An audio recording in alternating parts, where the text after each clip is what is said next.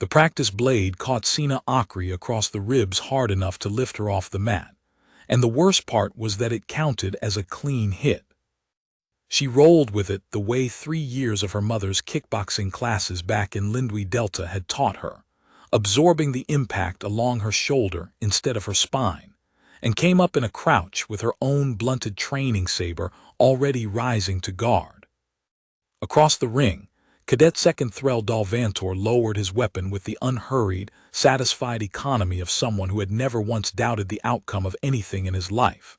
And behind him, in the tiered observation benches that ringed the sparring hall, the second-year cohort of Meridian Combined Command Academy made the small collective sound that Sena had come to recognize over 11 weeks as amusement filtered through good manners. Not laughter. Nothing so crude as laughter. Just an exhale. A shift of weight. 40-some students deciding together that what they had just watched was exactly what they had expected to see. "Point," said Proctor Ilyra Corvane, from her position at the edge of the mat, and there was nothing in her voice to object to. The strike had landed within the sanctioned zone. The force reader on Sena's practice vest blinked an amber number that was high but not disqualifying. Everything about it was, on the record the Academy would keep, entirely correct. Sena straightened, breathing through the ache, and did not look at the benches. "Again," Threll said. He said it the way he said most things to her, pleasantly, as if he were doing her a courtesy she had not earned. His crest, pale gold, still soft-feathered at 17 the way a Veloth cadet's crest would not fully harden until his 20s, lay flat along his skull in the relaxed posture of a predator who saw no reason to raise it. Or does the Terran seat need the proctor to call an early stop again? It had happened once, 3 weeks in, when a hit to her collarbone had cracked something, and Ilyra had ended the bout before Sena finished counting the pain. Sena had spent 4 days in the medical bay and 11 weeks since then making certain it never happened again. Not because the injury had frightened her. It had, a little in the private hours before sleep, in ways she did not say aloud to her mother in the weekly transmissions home, but because she had watched exactly how the story of that stoppage had traveled through the cohort afterward, reshaped each time it was retold, until by the end of the week it had become, in the mouths of cadets who had not even been present, an account of a human girl who could not withstand contact and had to be carried off the mat by her proctor like a child. She had decided, somewhere in the second week of that story circulating, that she would rather be hit than be that girl again, even in the version of events that only existed in other people's mouths.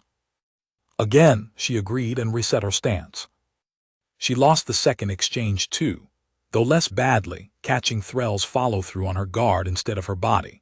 And when Ilyra called the bout's official end at the scheduled time, the accumulated point differential put Sena solidly in the lower third of the sparring rankings for the week, worse than her actual performance, because the rankings weighted early losses more heavily than late recoveries, a scoring quirk she had noticed, and could not yet prove was being exploited rather than simply endured. She showered, changed, and did not cry in the locker room, because she had promised herself in the first week that she would allow herself exactly one place to do that, and it was not here. That place was the narrow bunk in the quarters she shared with Priya. 40 minutes later, lights down, a single data slate propped against her knees playing a message that had arrived 6 hours earlier, and that she had been saving, the way she saved most things now, for a moment when she had the composure to actually receive it. Her mother's face filled the small screen, tired in the particular way clinic shifts made her tired, the kitchen in Lindui Delta visible behind her with its one working light, and the calendar on the wall that Sena knew, without needing to see it clearly, still had her father's handwriting on 3 of its months from a year he had not lived to finish. "I know you're not going to tell me the whole of it," her mother said in the message, no preamble, because she never wasted the compressed transmission window on preamble. "You never do, so I'm not going to ask you to.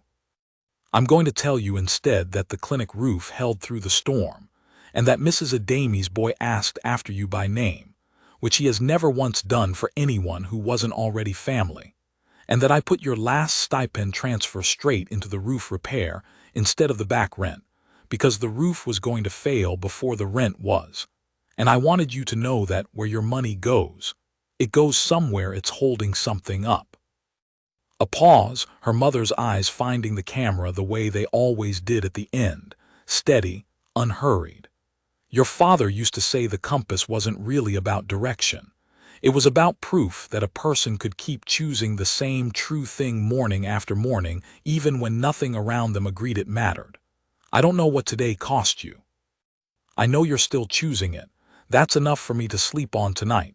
Find true north anyway, baby. I love you. Sena watched it twice, and let herself in the dark in the one place she had promised herself, cry exactly as much as the day had actually cost, no more and no less. And then she closed the slate and slept, and got up the next morning and went back to the sparring hall, because that was, she had decided somewhere in the first month, the entire shape of what she owed both her parents now, not victory, not vindication, just the plain, unglamorous discipline of showing up again. Meridian Combined Command Academy sat on Threshold Station, a wheel of gray alloy turning slow and silent above a border world that belonged to no one, built jointly by the 17 founding signatories of the Interstellar Accord as the training ground for the officers who would eventually command their combined fleets, their combined science directorates, their combined diplomatic corps. It had existed for 211 years before Earth signed anything at all. It had a culture the way old buildings had settling cracks, load-bearing, structural, invisible to anyone who had not been taught to look for the pattern in the plaster. The Veloth had founded it. 6 other species had joined the founding compact within its first century, and 11 more since, each admission negotiated, weighed, tested. Every signatory species had, at some point in its history with the Accord, sent cadets to Meridian and watched a portion of them fail, and every signatory species understood in the marrow-deep way institutions understand things without ever writing them down, that this was simply what the Academy was for. It sorted. It always had. Earth had signed the Interstellar Accord 3 years and 4 months ago, at the end of a decade of first contact negotiations, so cautious on both sides that the eventual treaty ran to 900 pages and satisfied almost no one completely. Among its provisions, buried in an annex about educational reciprocity that no one on the human negotiating team had expected to matter much in the near term, was a clause establishing 3 Terran Provisional Seats at Meridian Combined Command Academy, renewable annually pending review. Sena Okri had not applied to be a historic first. She had applied because the scholarship covered everything: tuition, transport, housing, a stipend that went straight into an account her mother could draw against for the clinic's back rent in Lindwi Delta, and because her father, before the shuttle accident that had taken him during the 2nd year of orientation flights between Earth and the Accord's nearer stations, had told her exactly once, in the unhurried way he told her most things that mattered, that whatever doors opened for humanity in the next 100 years, someone was going to have to walk through them first, and it might as well be someone who wanted to. Corwin Okri had been a liaison translator, one of the first 100 humans to work directly with an Accord delegation, fluent in 4 alien tongues before most people back home had learned there were 4 alien tongues to be fluent in. He had died on a transport that lost hull integrity 19 minutes from Threshold Station, a mechanical failure with no larger meaning behind it at all, the kind of death that took a person and left nothing, but an absence shaped exactly like them. Sena had been 13. She still carried his sighting compass, an old brass field instrument, entirely obsolete, that he had used on Earth before any of this, before aliens, before treaties, back when he had simply been a young man who liked maps and open country, on Accord under her uniform, where regulation said personal items were permitted so long as they carried no data storage and posed no security risk. It had his handwriting scratched into the inner lid, 4 words, faded now from 3 years of thumbs finding them in the dark. Find true north anyway. She had 2 other humans in her cohort, out of the 3 Terran seats the Accord had granted for the cycle, and she had learned in the first week that this was both a comfort and its own kind of exposure, because it meant that whatever happened to any one of them reflected, in the eyes of the Academy's older houses, on all 3, and eventually, if the review committee decided the experiment had failed, on the entire question of whether Earth belonged at Meridian at all. Not every cadet in the cohort treated that fact the way House Vantor's circle did. Ve Ashen, a quiet, sand-colored Corvusy cadet who sat 2 rows behind Sena in orbital mechanics, had taken to leaving her a set of properly formatted lecture notes every week without being asked, because Sena's own translation software still occasionally mangled the older Accord technical vocabulary in ways that cost her seconds she could not always spare on an exam. Ve never made anything of it, never asked for thanks, simply left the notes folded under Sena's data slate at the end of each session and moved on, and Sena had come to understand, watching the pattern repeat for 11 weeks, that this was its own kind of statement. A Corvusy cadet, 4 centuries a signatory and still not quite trusted by the oldest houses, choosing, quietly and without any fanfare at all, to extend to the newest signatory's daughter exactly the small, unglamorous kindness that species had rarely been extended itself. It was not friendship exactly. It was recognition, and on the hardest weeks it was very nearly the same thing. She was, in other words, learning the shape of the place in fragments, not one academy but several, layered over the same gray station ring, one built by the Veloth for the Veloth, and merely tolerating everyone who had signed on after, and another, quieter one, built out of exactly the small, unofficial gestures that cadets like Ve Ashen kept making toward anyone the First Academy had decided did not fully belong. "You're doing the thing again," Priya Anand said, dropping into the seat across from Sena in the mess hall 2 nights later, tray in hand, dark eyes doing the quick assessment she always did, face, shoulders, the way Sena was holding her ribs without quite realizing she was holding them. The thing where you decide something hurts less if you don't mention it. It's not that bad. You winced picking up your fork. I have a fork prejudice. Long story. Sena managed something like a smile, and Priya let it go, because that was the shape of their friendship. Priya pressed exactly once and then respected the wall when it stayed up, which was, Sena thought, most of what had kept the 2 of them sane across 11 weeks of being watched the way new animals were watched at a zoo, with polite, endless, exhausting curiosity about whether they would behave the way the brochure promised.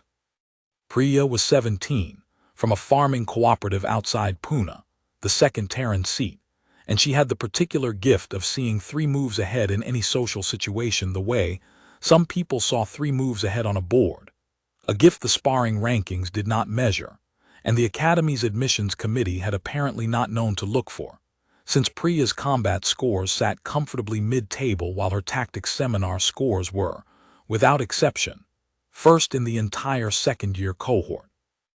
A fact that seemed to bother certain instructors more than it pleased them. Emery Castellan arrived a minute later, folding himself into the bench beside Priya with the careful economy of someone who had spent the last 11 weeks trying to take up as little space as institutionally possible.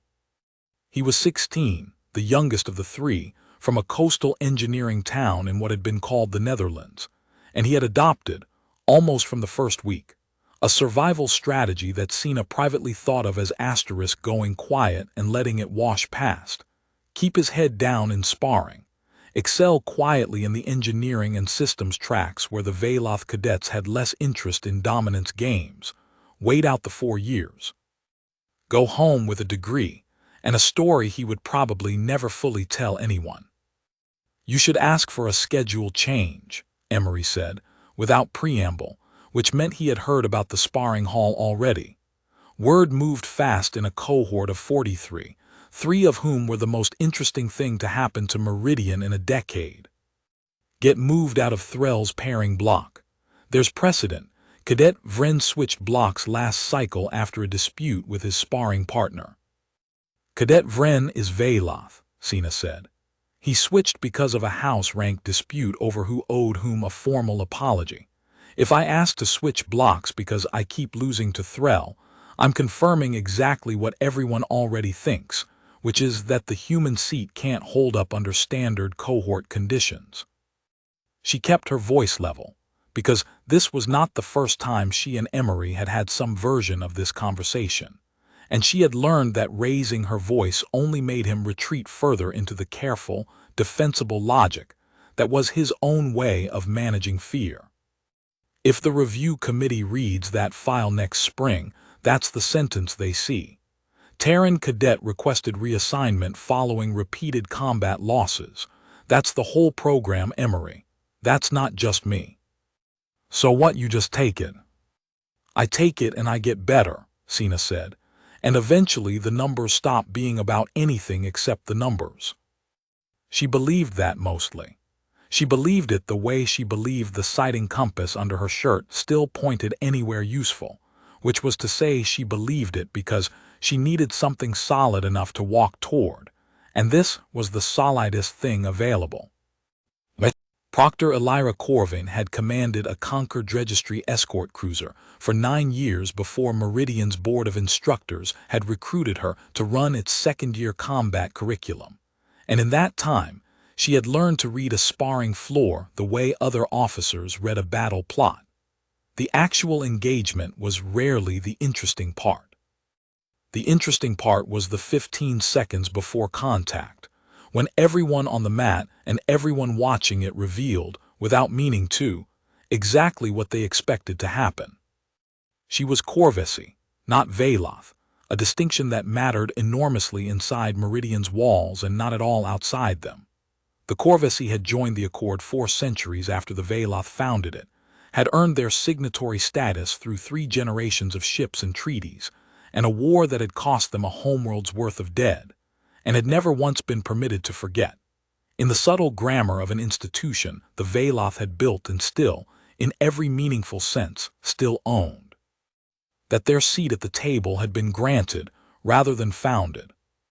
Ilyra had risen through Meridian's own officer corps on a merit track so narrow it had broken cadets twice her equal, and she understood, better than almost anyone currently teaching in this building, the particular arithmetic of being tolerated somewhere that had never once had to make room for you before.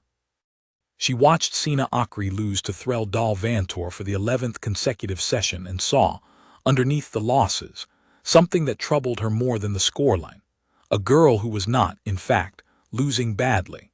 Sena's guard work had tightened noticeably across 11 weeks. Her recovery time between exchanges had dropped by nearly a third. She read Threll's opening tells better now than half the second years who had grown up watching Veloth dual form since childhood.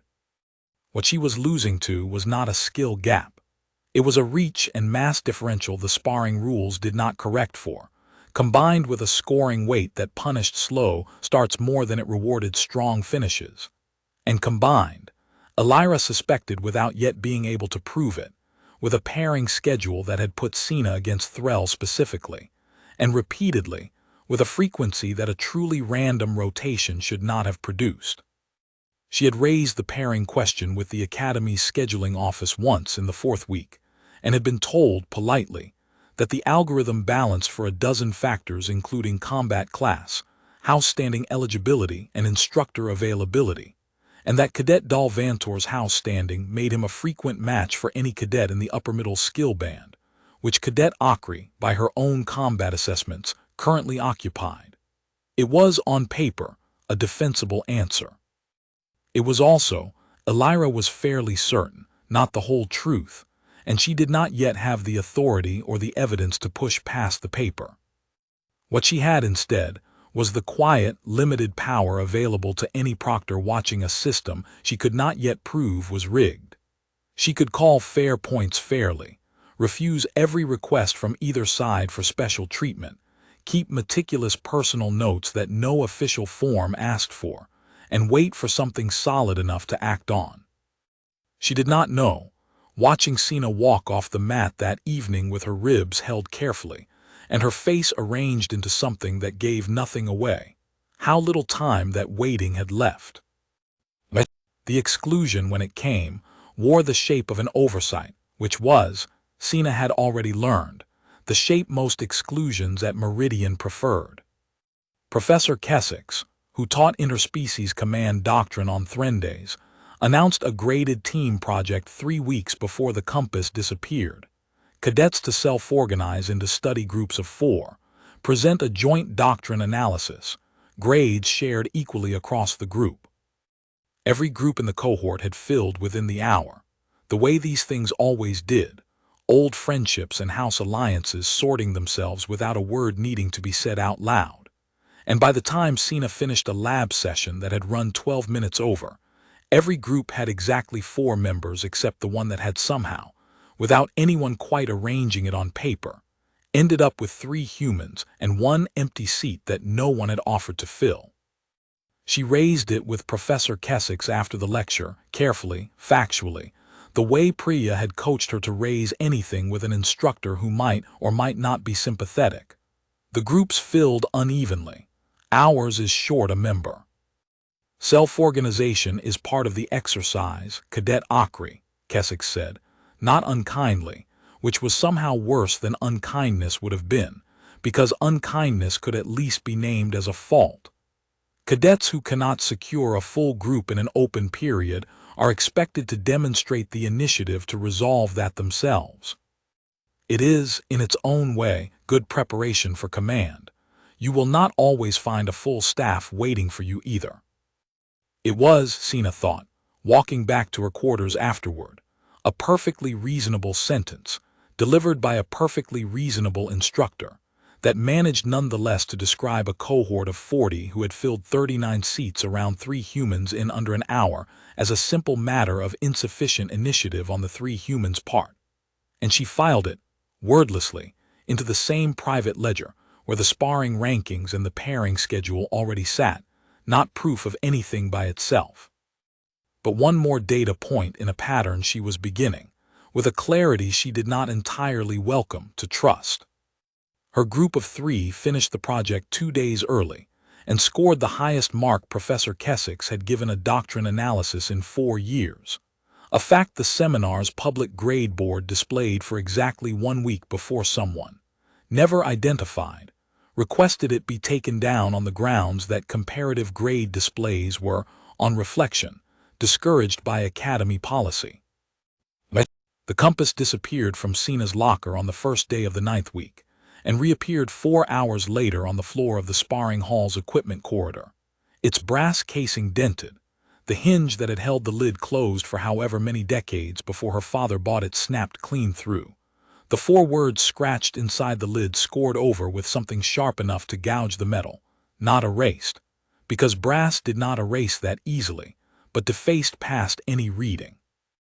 The letters cut through by 3 long parallel scratches that looked, Sena thought with a distance that surprised her, almost deliberately decorative, as if whoever had done it had taken a moment's private pride in the work.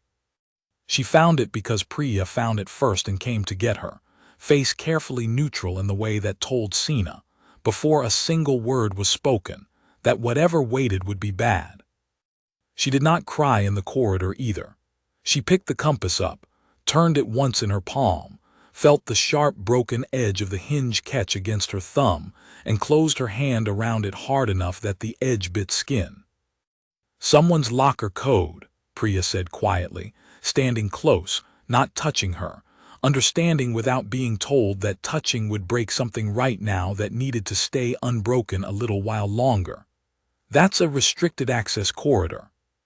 Nobody gets in there without a cadet code or a proctor override." "I know. There'll be an access log." "I know," Sena said again, and heard, distantly, how flat her own voice had gone, and thought, "This is the part where I decide what kind of person I am going to be about this." Not later, in some hypothetical future confrontation she had been rehearsing in the private hours before sleep for 11 weeks without admitting to herself she was rehearsing anything. Now, in this corridor, with her father's compass broken open in her fist, and Priya standing a careful half-step away, waiting to see which way she turned. She turned toward the access log. The log showed exactly what Ilyra Corvane had expected it would show, and precisely as little as she had feared.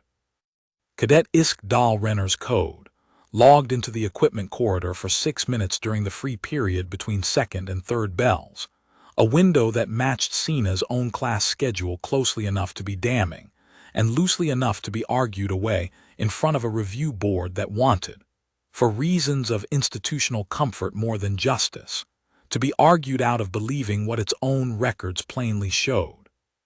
Isk Dal Renner was Threll's second, not his equal in house rank, but his closest ally in the cohort, the cadet who ran errands and carried grudges on Threll's behalf with the particular loyalty of someone whose own house standing depended entirely on remaining useful to someone else's. When Ilyra summoned him to her office, he stood at correct attention, answered every question with technically true, carefully bloodless statements. Yes, he had been in the equipment corridor at that time. No, he had not touched Cadet Okri's locker. He had been retrieving a training weapon requisitioned earlier that morning, a claim the requisition log, infuriatingly, supported, and left 40 minutes later having admitted to nothing that could be written down as a violation. Ilyra filed a formal incident report anyway.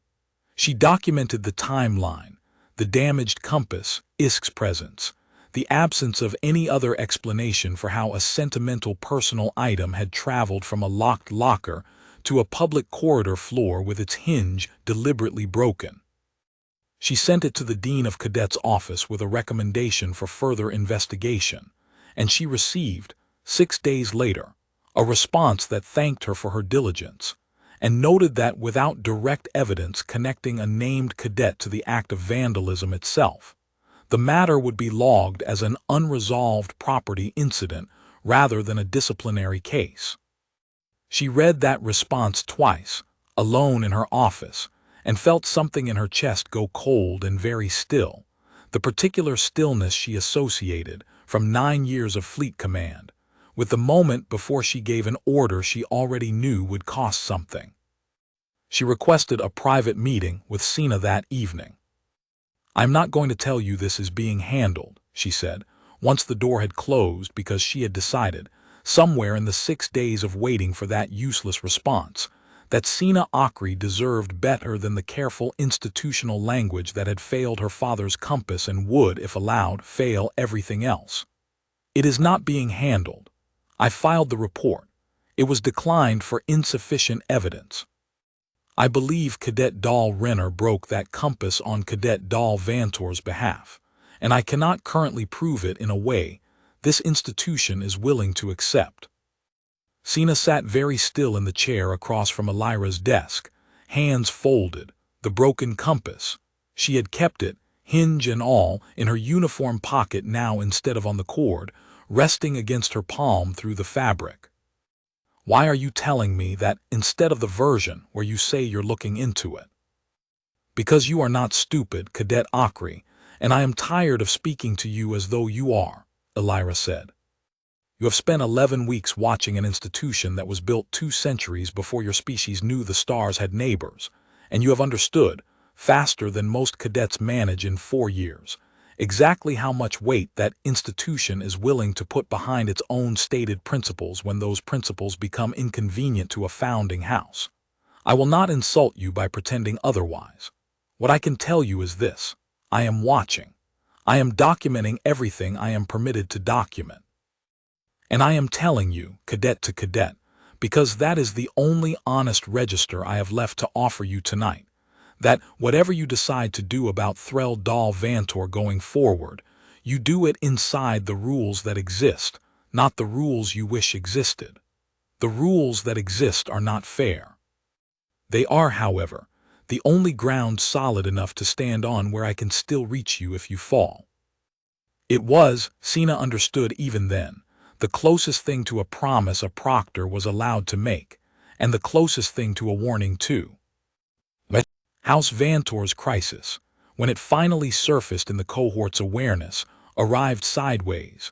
The way most things about the houses did, not announced, but overheard, traded in fragments between cadets who had grown up fluent in a political language Sena was still learning to parse a syllable at a time.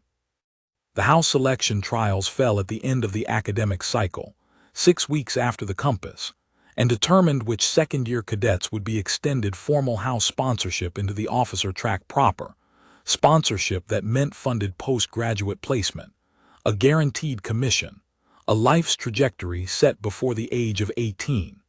For most cadets, it was a formality expected, secured by families standing long before the trials themselves. For Threl Dal Vantor, Priya explained one evening, working it out in the patient, 3 moves ahead way she worked out everything. It was not a formality at all.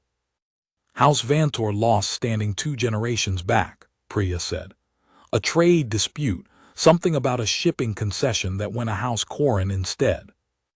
They've been trying to climb back ever since, and the way a house climbs back inside this system is through its cadets, a strong showing at the trials, a top ranking in the cohort, that's currency. Threl's not just fighting for his own commission. He's fighting to be the proof his house needed 2 generations ago and never got. And he's currently ranked first, technically, but you're closer than the official numbers suggest, and everyone who actually watches the sparring floor instead of just reading the summary knows it. If the scoring weight ever gets corrected, or if you land 1 clean win against him before the trials close, the gap narrows enough that it stops looking automatic. And a house like Vantor cannot afford a first-year human seat making its first blades win look less than automatic. Not this cycle, not with everything riding on it. Sena turned that over for a long moment, sitting on the narrow bed in the room she shared with Priya, the compass. She had not yet managed to fix the hinge, had not yet decided if she wanted to, resting in her palm. "That's not an excuse," she said finally. "I didn't say it was," Priya said. "I said it's a reason. Reasons don't make people less dangerous. Sometimes they make them more." Threl Dal Vantor took his father's weekly transmission alone in his quarters, the way he always did, because house business was not something a cadet aired in front of roommates regardless of how the roommate assignment algorithm had paired him. His father's image filled the small projection with the particular stillness of a man who had spent 30 years learning to say very little and mean all of it. "The Corran representative asked after your standing again at the Trade Council," his father said, without greeting, because House Vantor did not waste transmission windows on greetings either, apparently a habit that ran in more than one species.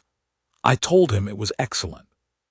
I would prefer, Threl, not to have told him something I will need to walk back in 6 weeks." "It is excellent," Threl said. "I am ranked first in the cohort." "You are ranked first by a margin that is closing, and everyone at that council table who matters can read a trend line as well as I can."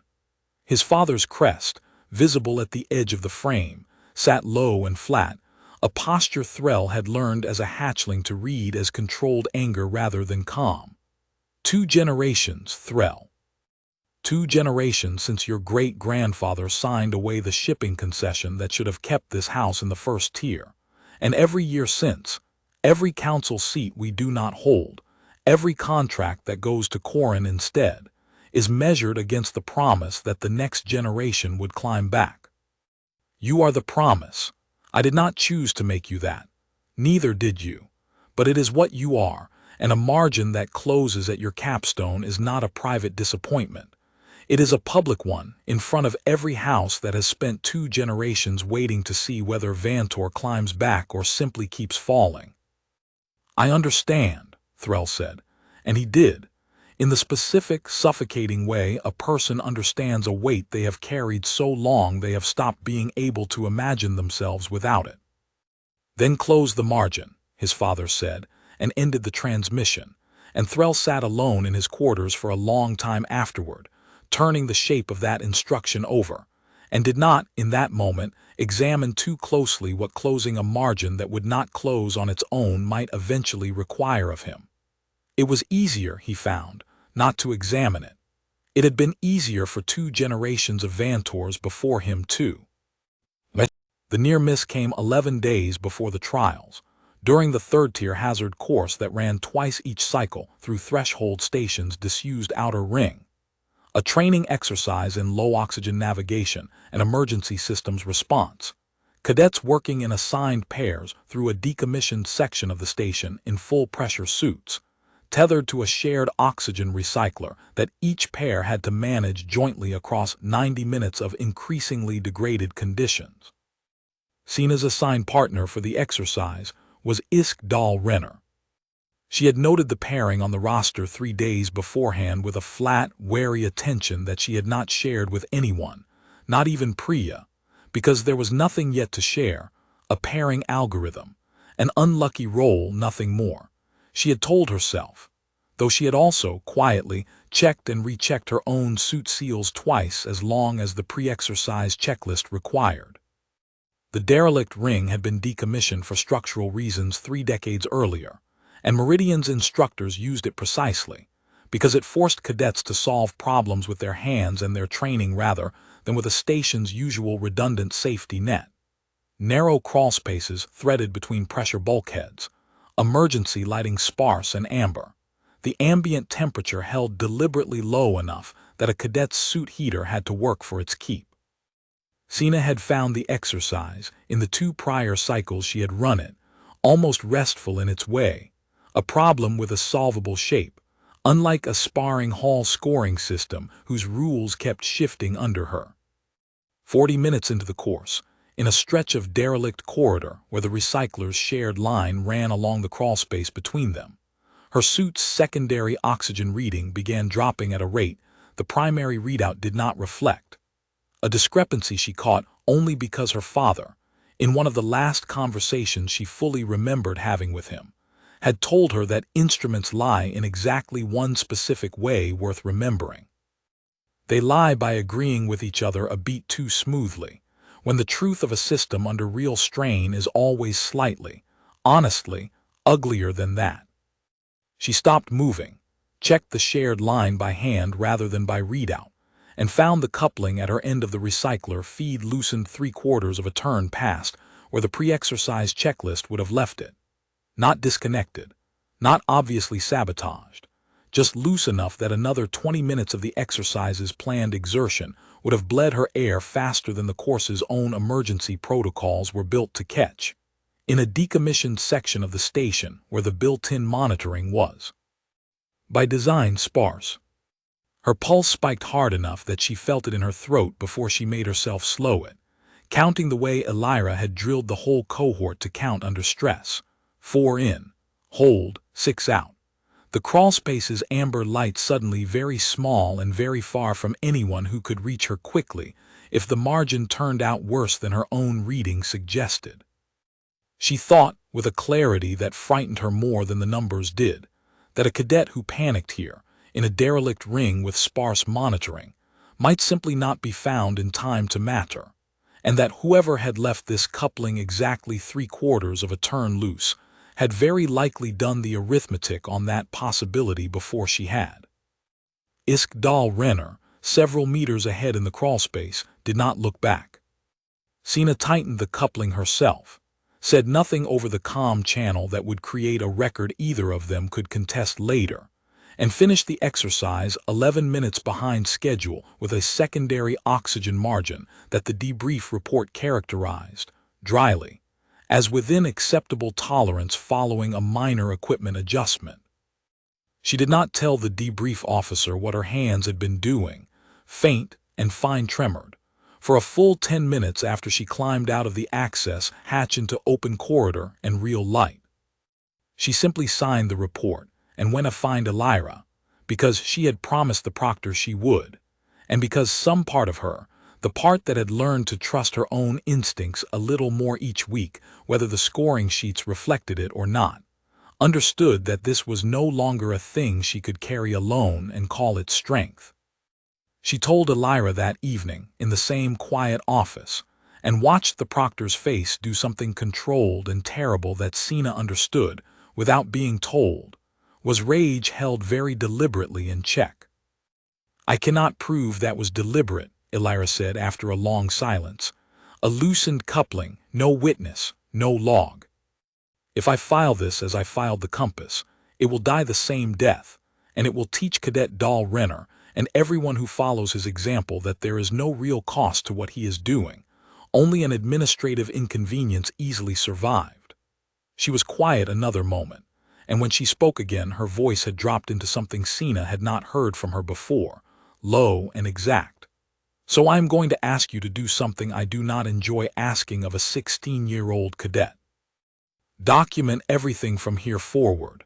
Every coupling, every score, every incident, with times and witnesses where you can get them, in your own hand, dated, kept somewhere Dahl Renner cannot reach. Not because I intend to let this go unresolved. Because when it resolves, and it will, I intend it to resolve in a way this institution cannot argue its way around. Sena started the record that night, in a physical notebook she bought from the station commissary with her own stipend, because Ilyra had pointed out, with the flat practicality of someone who had once run intelligence briefings on a warship, that anything stored on Academy systems could be accessed, altered, or simply lost by someone with the right clearance, and a notebook with dated, witnessed entries was, absurdly, harder to make disappear than anything digital. She did not tell Emery about the coupling. She told Priya everything, because Priya had earned everything a long time ago, and she watched Priya's face go through the same controlled, terrible stillness Ilyra's had, and understood that whatever came next, she would not be facing it entirely alone. Isk found her 3 days later outside the tactics seminar room, alone in the corridor for the length of time it took Priya to return from a forgotten data slate, and he did not bother lowering his voice, because he had learned, across 11 weeks, that no one at Meridian was inclined to overhear anything that happened to a Terran cadet unless it happened loudly enough to be unavoidable. "You're keeping a little book," he said, pleasant the way Threll was pleasant, the family resemblance in temperament plainer than any resemblance in feather or bone. "Writing everything down like it will matter to someone. It won't. You understand that, don't you? 200 years this academy has been sorting cadets exactly the way it is sorting you now, and in 200 years no notebook has ever once changed which cadets it decided belonged." He tilted his head, unhurried, almost curious. "I would tell you to save the ink, but I think you already know that and you're writing it anyway. That's either very brave or very stupid." "I haven't decided which." "You could ask me," Sena said, "instead of deciding." Something flickered across his face at that brief, almost involuntary, gone before she could be certain she had seen it at all. "It's not personal," he said instead, which she understood with a coldness that surprised her, was the closest thing to an apology he had the vocabulary to offer, and also not an apology at all. "You should understand that much. Threll doesn't hate you. He can't afford to notice you enough to hate you. This is house business. You simply happen to be standing where house business needed somewhere to happen." "That doesn't make the compass less broken," Sena said, and watched him have, for exactly one more unguarded second, nothing at all to say to that, before Priya rounded the corner with the retrieved data slate, and the moment folded itself back into the ordinary traffic of a corridor between classes, as if it had never opened at all. She wrote it down anyway, dated, witnessed by no one because Priya had arrived a beat too late to hear it, but true nonetheless, and true was, she had decided, worth recording even when it could not yet be proven. The house selection trials opened with a week of academic and tactical assessments that Sena moved through with a focus so total it startled even her. Priya's tutoring on strategic doctrine, months of accumulated lessons finally slotting into place under real pressure, put her scores in the top quarter of the cohort for the first time since arrival, high enough that even cadets who had spent 11 weeks treating her as scenery began, in small and grudging ways, to notice. The two of them had spent every free evening of the preceding month in the corner study Carol Priya had claimed in the second week of the term, working through fleet-scale scenario problems that the Academy's tactics curriculum did not formally introduce until third year. Because Priya had decided, with the calm, 3 moves ahead certainty that governed most of her decisions, that if the sparring floor was never going to be a fair fight, the seminar room did not have to follow the same rule.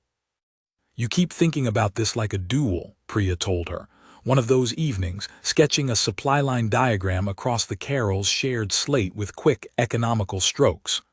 "One opponent, one outcome." That's how the sparring hall trains everyone to think, because that's the only shape a bout has. A command scenario never has that shape. You have to hold 4 true things in your head at once and let them argue with each other until the actual decision falls out the bottom. Watch. She talked Sena through a defense in-depth problem twice, then a third time with the variables shuffled, until Sena stopped reaching for the answer she remembered and started reaching for the reasoning that produced it. And something in her chest loosened, slightly, for the first time in weeks, at the discovery that there was at least one arena inside Meridian's walls, where the ground was not already tilted against her by 2 centuries of history she had no part in writing.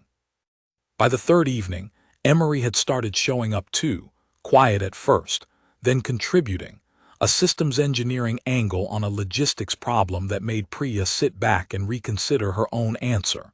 The first time in the whole term Sena had watched him offer an opinion in a room with more than the 2 of them in it, and not immediately look for the exit. It was a small thing. She had learned by then not to underestimate how much a small thing could cost, or how much it could mean once it was finally, deliberately, given. The trials closed, as they always did, with the Capstone ranking bout. A single sanctioned duel between the cohort's 2 highest-scoring cadets across the cycle's combined assessments, fought under full Academy safety protocol, refereed personally by the second-year combat proctor. Its outcome entered permanently into both cadets' service records, and, for any cadet whose house stood to gain or lose standing by the result, into the house's own public accounting. Sena's combined score, when the tactical and academic assessments were folded into her sparring record, placed her second in the cohort. Threll Dahl Vantor placed first, by a margin narrow enough that House Vantor's assembled representatives, 3 senior members present on threshold station for the trials, faces Sena had seen only in cohort formal function photographs until that week, made no effort to hide their attention on the pairing board when it posted. The Capstone bout would be fought between Cadet Threll Dahl Vantor and Cadet Sena Okri, 4 days from the posting, in the main sparring hall, before the full cohort and every House representative who had traveled to Threshold Station to watch. Ilyra called Sena to her office the evening the pairing posted, and did not waste time on comfort neither of them had the luxury to indulge. "The safety protocol for a Capstone bout is the strictest on this station," she said. "Full inhibitor field on both weapons, independently verified by 2 certifying engineers before the bout, force ceiling set below anything that has ever produced a serious injury in the 200 years this event has been fought. I will be standing at the override console for the entire bout, hand on the field cutoff, and if anything reads outside tolerance for even a fraction of a second, I will end it before either of you finishes the exchange." She paused, and something in her posture, usually so controlled, shifted just slightly, into something closer to plain honesty than proctors generally allowed cadets to see. "I am telling you this because I want you to walk onto that mat knowing the systems protecting you are real and thoroughly tested and have never in living memory failed. I also want you to understand that I do not, entirely, trust the House standing behind your opponent to accept a narrow loss gracefully in a cycle where that loss costs them everything they have spent 2 generations trying to reclaim. Watch him. Watch him more carefully than you have ever watched anyone in your life. And trust your own hands. Whatever happens on that mat, you have earned every skill in them honestly, which is more than most cadets standing across from you this cycle can say." Sena spent the last hour before curfew that night sitting cross-legged on her bunk with the compass open in her palm, its broken hinge still unrepaired, The four scratched through words she could no longer read, but had long since memorized, tracing themselves anyway under her thumb. Priya sat across from her on the floor, running silent through a set of counter-doctrine notes she had already made Sena recite twice from memory. And it was Emery, unexpectedly, who broke the quiet, standing in the doorway with the particular stiffness of someone about to say something he had rehearsed and was afraid of getting wrong. "I've spent this whole term telling you to keep your head down," he said. "I want you to know I don't think that anymore. I don't know if it was ever the right call, even for me. But I know it isn't the right call for tomorrow, and I wanted to say that to your face instead of just thinking it and letting you find out some other way." He hesitated and then added, quieter, "Whatever happens out there, you don't have to do it for all three of us. But you're not going to be doing it alone, either." "Not this time." Sena looked at him for a long moment, surprised by how much the sentence cost him to say, and how much it was worth, precisely because of that cost, and found she did not entirely trust her voice to answer him properly. So she simply nodded once and let that be enough between them. The way the best things at Meridian so far had mostly had to be small, unglamorous, and real. The certifying engineers checked both weapons twice, in full view of the assembled cohort and the three House Vantor representatives seated in the front tier of the observation benches, and pronounced both inhibitor fields fully operational, force ceilings locked at the standard Capstone setting, 40 minutes before the bout began. What neither engineer's instruments were built to detect, because no Capstone bout in 200 years had ever required them to look for it, was the modified feedback delay Iskdal Renner had installed in Threll's weapon 18 hours earlier, in a maintenance bay accessible to any cadet with House Vantor's standing derived clearance. A delay of a little under half a second between the moment the inhibitor field's force ceiling was breached and the moment the field itself registered that breach and cut power to the blade's striking edge. Half a second, on an instrument built to respond in milliseconds, was not a failure any certifying scan would catch. It was, instead, exactly enough time, timed by someone who understood precisely how fast a Veloth cadet's reflexes ran, and precisely how much force a single committed strike from a first blade could deliver in that borrowed half-second. For one blow, landed with full unrestrained force under the cover of a field reading that would show, on every recorded instrument, as functioning correctly for the other 199 strikes of the bout. Threll did not know, standing across the mat from Sena as Ilyra called the bout's opening, that his own house's engineer had told him only that the modification would let him hit asterisk harder than regulation on one exchange, framed as a private advantage rather than the mechanism it actually was. He believed, in the specific, self-protecting way people believed things convenient to their own conscience, that he would land a decisive, painful, entirely survivable blow that would put the human seat on the mat in front of every House representative watching and settle, once and for all, the question the scoring differential had been quietly failing to settle on its own. He did not know he had agreed to something closer to attempted murder than to victory. It would not, in the reckoning that followed, save him from having agreed to it. Sena did not know any of this either, standing across from him with her practiced saber steady in her grip, her father's compass a small hard weight in her uniform pocket, Ilyra's hand already resting on the override console at the edge of the mat. What she knew was 11 weeks of losses catalogued in careful handwriting, a broken hinge, a loosened coupling, and a proctor's voice telling her to watch more carefully than she had ever watched anyone in her life. She watched Threll's crest lift, fully raised now, no longer the relaxed posture of easy dominance but something tighter, more focused, an alertness she had not seen from him in 11 weeks of matches he had never doubted. He needs this one more than any of the others, she thought, and did not yet understand why that thought sat in her chest like a warning rather than an advantage. The bout opened conventionally, 3 exchanges that Ilyra scored evenly, the cohort's attention settling into the particular hush that real contests, as opposed to foregone ones, produced. Sena's guard had never been tighter. 11 weeks of losing to the same opponent had taught her his openings with a precision no amount of watching from outside could have given her. And for the first time since arriving at Meridian, she saw, in the flicker of something under Threll's controlled expression at the fourth exchange, that he had noticed it too.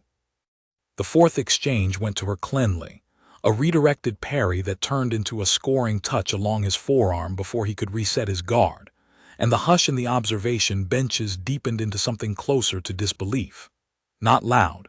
Meridian did not do loud, but Sena felt it anyway, a shift in the quality of attention pressing against her from every tier of the hall, 43 cadets and 3 House representatives recalculating, in real time. A story they had all walked in already certain they knew the ending to. Threll reset his stance, and something in the set of his shoulders had changed from the easy, unhurried dominance of 11 weeks of sparring sessions into something tighter, more deliberate. A cadet doing arithmetic under pressure he had never previously had reason to feel on this particular mat. He took the next exchange back, hard, forcing her guard down with straightforward reach and mass rather than any subtlety, and Ilyra's score for it went to him cleanly, evening the count, and for a moment the bout looked again exactly like every one of the 11 that had come before it. The fifth exchange came fast, faster than the bout's rhythm to that point had suggested, Threll closing the distance in a burst that any of the watching House representatives would later describe as simply aggressive, committed, exactly the kind of decisive strike a first blade should bring to a capstone, asterisk, and Sena's guard rose to meet it exactly as it had risen to meet the 11 weeks of strikes before it. What her body registered, in the fraction of a second before conscious thought could catch up to it, was wrong in a way none of those 11 weeks had prepared her for. The blade coming through her guard's block with a force that did not slow the way a properly inhibited field should have slowed it, a pressure against her raised saber that felt, for one suspended half-second, like the honest, uncushioned weight of a real edge rather than a sanctioned training strike, and underneath that wrongness, faster than any deliberate thought, the specific, hard-won instinct her father's compass, and 11 weeks of documented losses, and every private hour of extra practice had built into her hands without her ever once deciding to build it there. She did not think. There was no time to think, and Ilyra's hand, already moving toward the override at the first instrument spike her console registered, would prove afterward to have needed 4/10 of a second to reach the field cutoff from the moment the anomaly crossed her screen. 4/10 of a second that arrived, when it finally did, an eternity too late to matter, because Sena's body had already answered a question her mind had not yet finished asking. She rotated inside the strike instead of away from it, closing distance rather than retreating from a force differential that 11 weeks of losses had taught her, bone deep, she could not outpower, a choice that ran directly against every combat doctrine instinct the Academy's own curriculum had spent a year training into her, and directly with the specific, improvised judgment her own body had assembled out of every hour of extra practice no scoring rubric had ever recorded.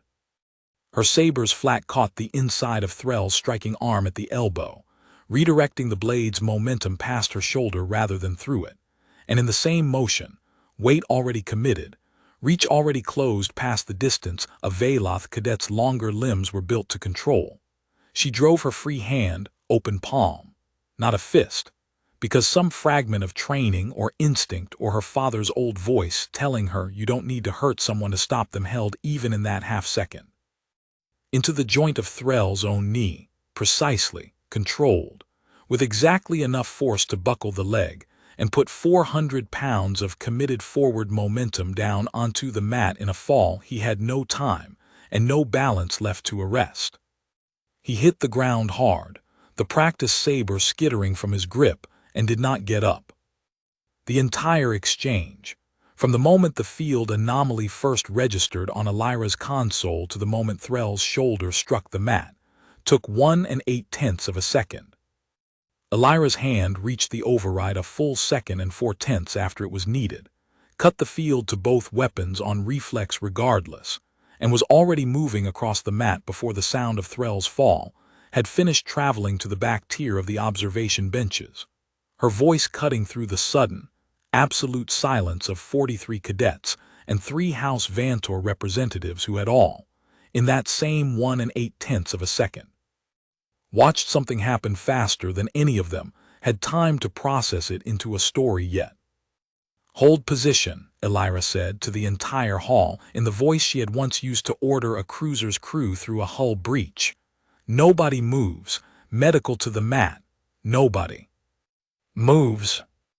In the front tier of the observation benches, the senior-most of House Vantor's 3 representatives had risen halfway out of her seat before Ilyra's voice stopped the entire hall cold, and she stood there a moment, caught between the reflex to intervene on behalf of her house's first blade and the plain, undeniable evidence of her own eyes, which had just watched that same first blade go down in under 2 seconds against a cadet the house's private assessments had, as recently as that morning's pre-bout briefing, still described as *manageable. She sat back down slowly, face arranging itself into the careful diplomatic neutrality that centuries of house politics had bred into her kind, and said nothing at all, because there was, in that moment, nothing safe left to say. Sena stood exactly where the exchange had left her, saber still raised, breathing hard, and looked down at Threll Dal Vantor lying on the mat with his knee already swelling and his crest flat against his skull, in an expression she had never once seen from him. Not defeat exactly, not yet, but the specific, undefended shock of someone who had walked onto that mat certain of the shape of the next 60 seconds and found himself instead on the ground looking up. She had not broken anything. She would learn in the medical bay's report an hour later that the strike to his knee had produced a moderate ligament strain, painful, temporarily disqualifying, entirely survivable, the kind of injury a properly functioning training bout was designed to permit rather than prevent. The difference, Ilyra would say to her privately that same evening, between a cadet who had responded to a genuine threat with exactly enough force to end it, and a cadet who had responded with everything the moment could have justified and chosen. In a fraction of a second, no, one could reasonably ask a person to reason through, not to. Medical reached the mat 40 seconds after Ilyra's call, and Sena stood back from the stretcher team without being told to, saber lowered now, hands beginning, in the sudden absence of anything left to react to, their own small, unstoppable tremor. Priya was at her side before the tremor had fully started, one hand light on her shoulder, not steadying her exactly, just present, and across the hall Sena caught, for one unguarded instant, Vay Ashen's face among the rows of watching cadets. Not shocked like most of them, not triumphant either, just quietly, steadily unsurprised. The expression of someone who had spent 4 centuries watching her own species prove itself capable of exactly this kind of controlled, necessary response, and had simply been waiting to see whether the newest signatory's daughter carried the same thing in her. Threll, carried out on the stretcher with his knee already immobilized, found Sena's eyes once before the medical team turned him toward the corridor, and what passed across his face in that half-second was not hatred, and was not quite apology either. Something closer to a question he did not yet have the vocabulary to ask out loud. The first real crack Sena had ever seen in 200 years of certainty he had inherited rather than earned. What she had broken was something else, something that took considerably longer than an hour to fully register through the hall. The specific, load-bearing assumption, held without examination by nearly everyone who had watched the bout, that whatever Threll Dal Vantor chose to do on that mat, the human seat's response would be contained by exactly the margin his advantage allowed for.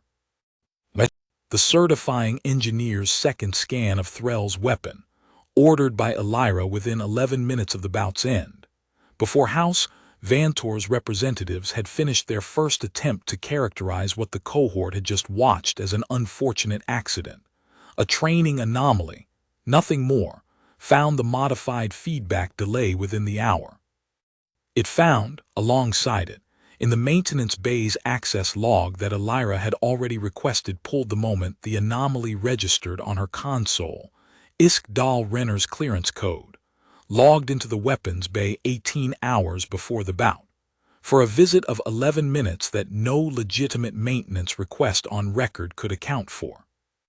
House Vantor's senior representatives, seated in the front tier of the observation benches through all of it, went very quiet, in the specific way people went quiet when they understood, in real time, that a story they had come to Threshold Station, expecting to tell about their house's rising first blade, had just become a different story entirely, one none of them had the standing left to control. Threll's father did not travel to Threshold Station for any part of the inquiry. He sent, instead, a single formal transmission to the dean's office on the 7th day, requesting leniency on the grounds of his son's youth and the house's long service to the Accord, a request Corvath's office logged, considered, and declined in a 2-paragraph reply that Ilyra read aloud to Sena afterward without editorializing, because she had judged, correctly, that Sena would draw her own conclusions from the plain language faster than any commentary could supply them. Whatever conversation passed between Threll and his father, in the privacy of their own quarters that week, Threll never spoke of it to anyone at Meridian, and the silence itself, cadets who knew the family's history observed quietly among themselves, said more than any transmission log ever could about exactly how far 2 generations of inherited pressure could travel before it finally broke something it had never once stopped to examine.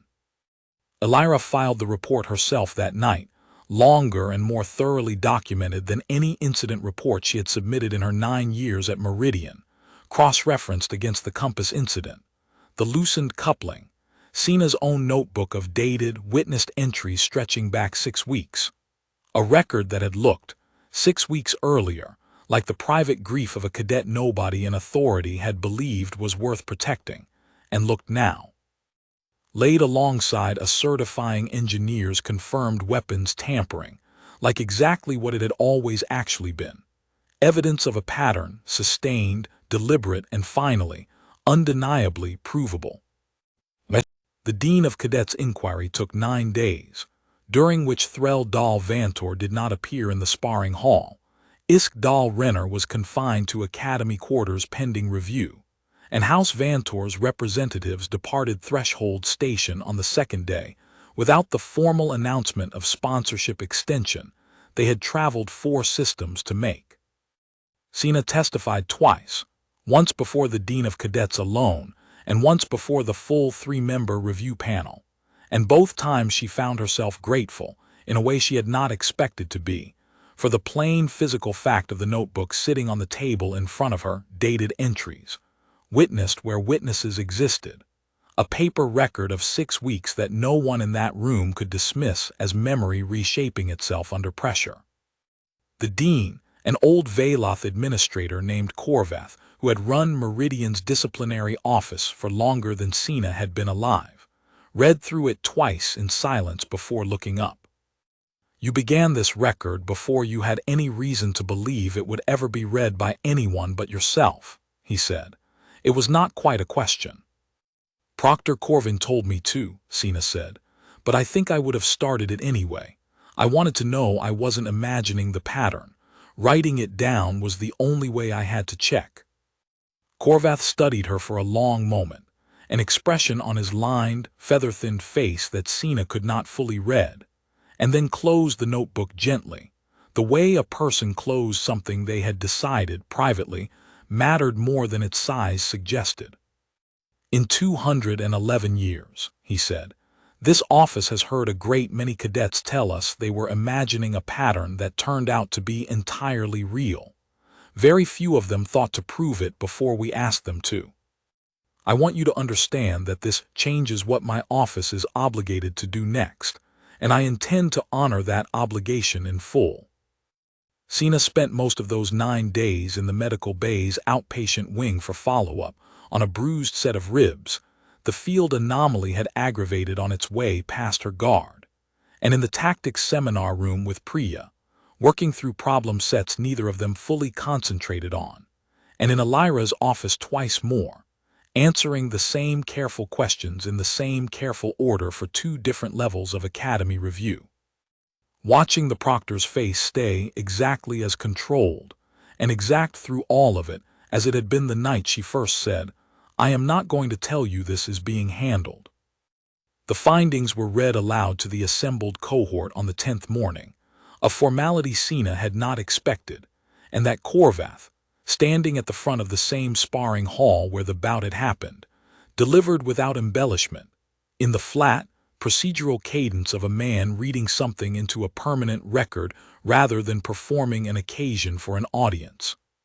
43 cadets stood in the same tiered benches that had watched Threll fall, and Sena stood among them rather than singled out at the front, which she understood once she thought about it, was its own kind of deliberate choice on Corvath's part. This was not a story about one exceptional cadet being publicly vindicated. It was, in the shape the dean had chosen to give it, a story about an institution correcting its own record, cadet by cadet, exactly as it was supposed to. She watched the cohort's faces while Corvane read, and found the reactions harder to categorize than she had expected. Not universal shame, not universal sympathy either, but 43 individual recalculations happening in something close to real time.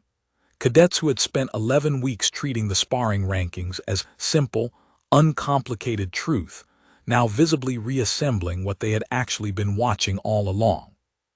Vay Ashen caught her eye once across the benches and held it, steady, unsurprised, the same expression Sena had seen on her the night of the bout.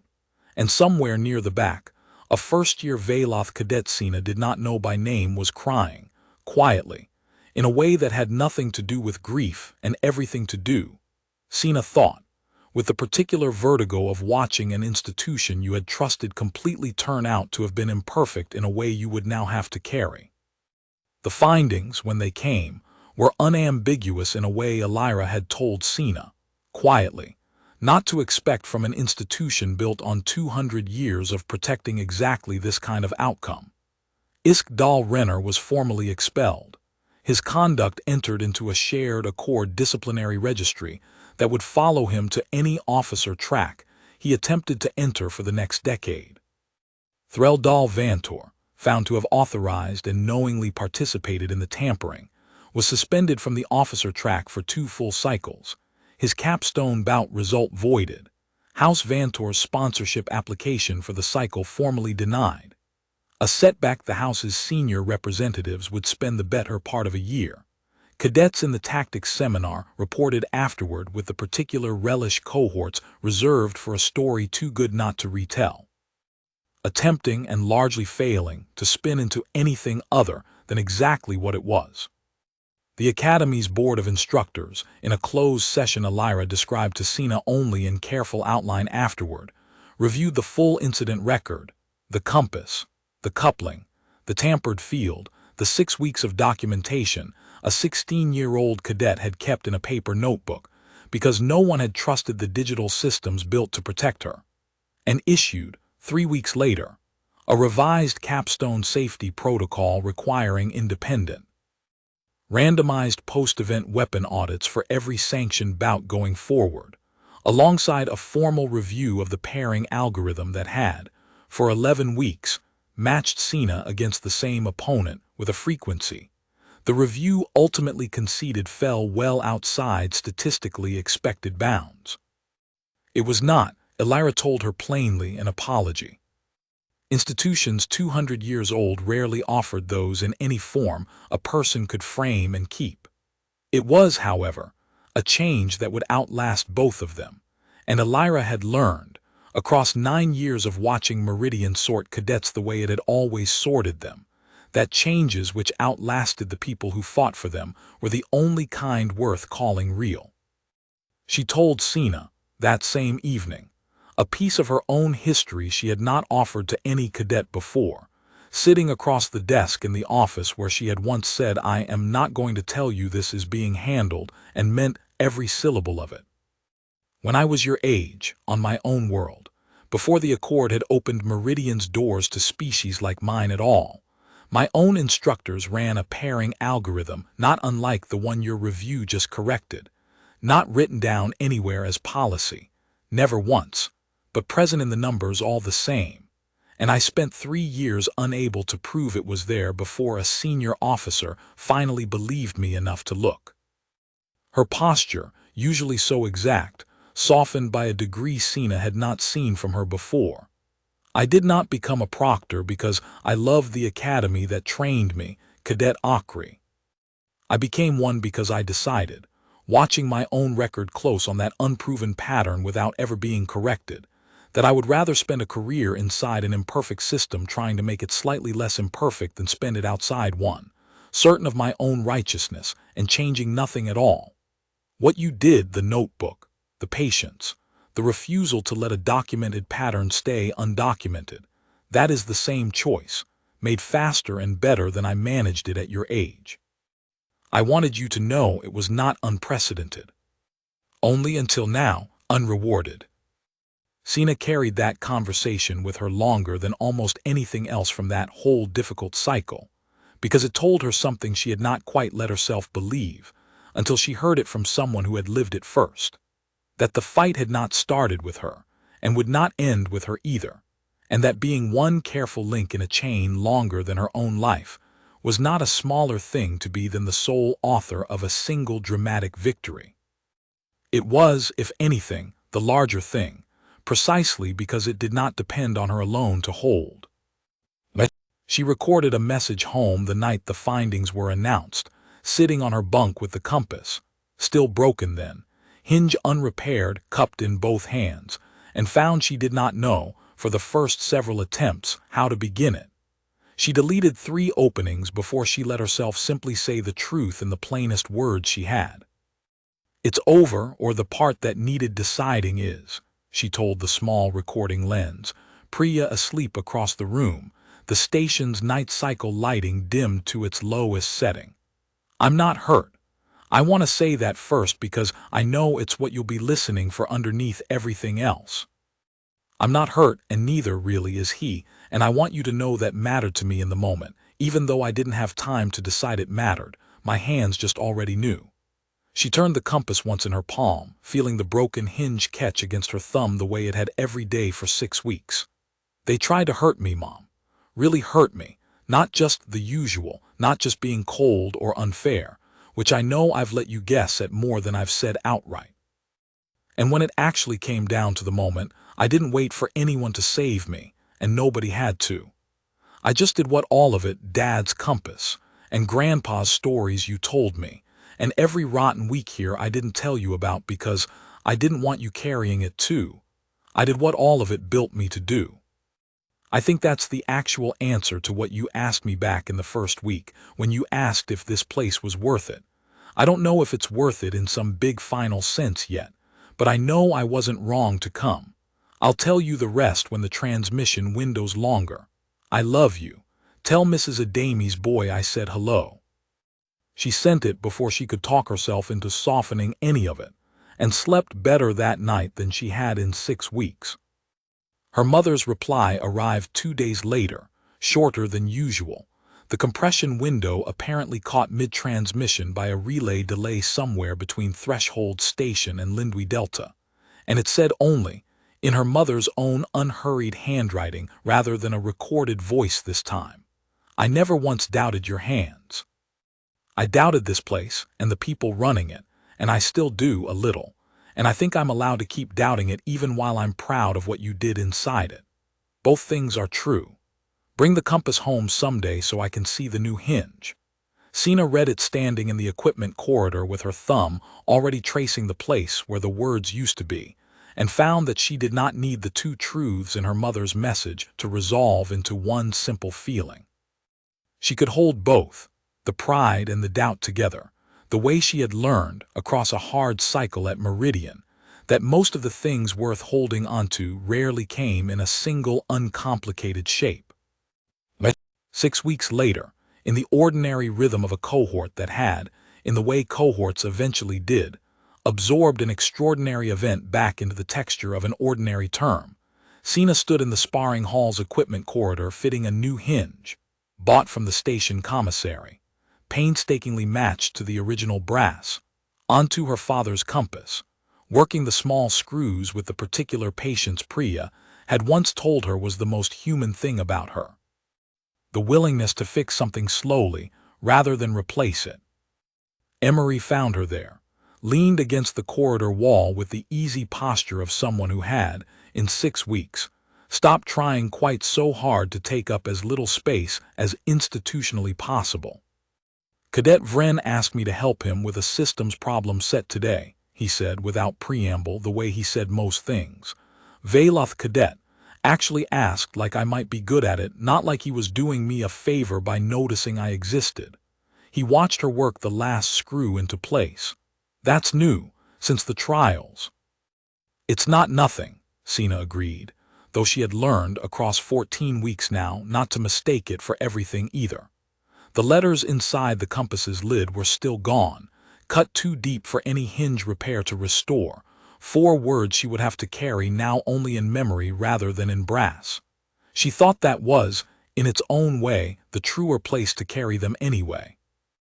There's talk the review board is recommending 2 more Terran seats next cycle, Emery added. 5 total instead of 3.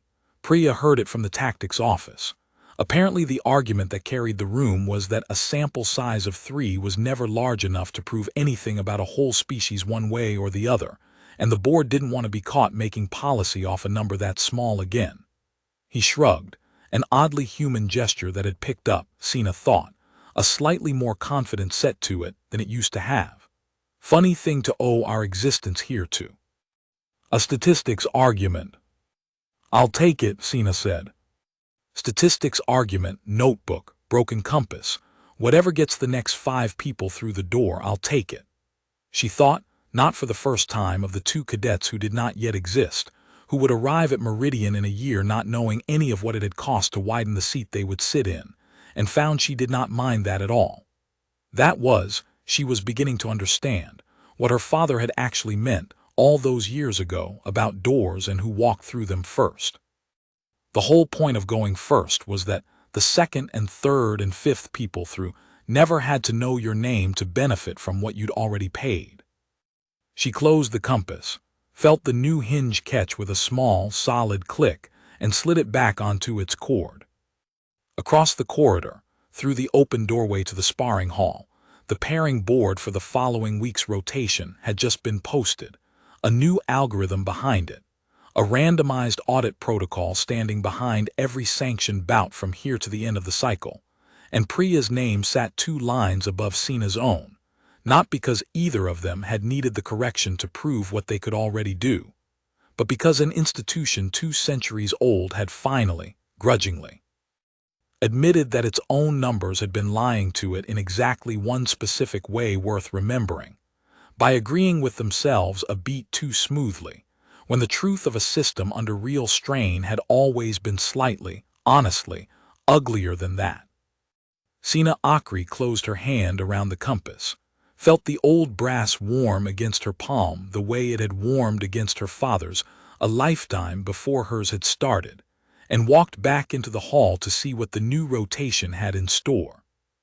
She did not know yet that in 4 years she would stand at that same pairing board as the 2nd Terran cadet ever to be extended full House independent sponsorship into the Accord's officer corps, or that Ilyra Corvane would be the one to pin the commission insignia to her collar, or that the notebook she had started in a moment of quiet desperation would sit, decades later, in Meridian's own cadet orientation archive, as the first document new Terran Provisional Seat holders were shown. Evidence that the ground under their feet had been fought for, once, by someone no older than they were, who had simply refused to let the losing count for more than it was ever entitled to. She knew only, walking back into the sparring hall with her father's compass ticking its small solid weight against her collarbone, that the numbers on the board ahead of her were, for the first time since she had arrived at Meridian, actually true, and that whatever came next, she intended to meet it with exactly the same patient, unhurried, entirely earned confidence with which her father had once told a 13-year-old girl to find true north anyway and go.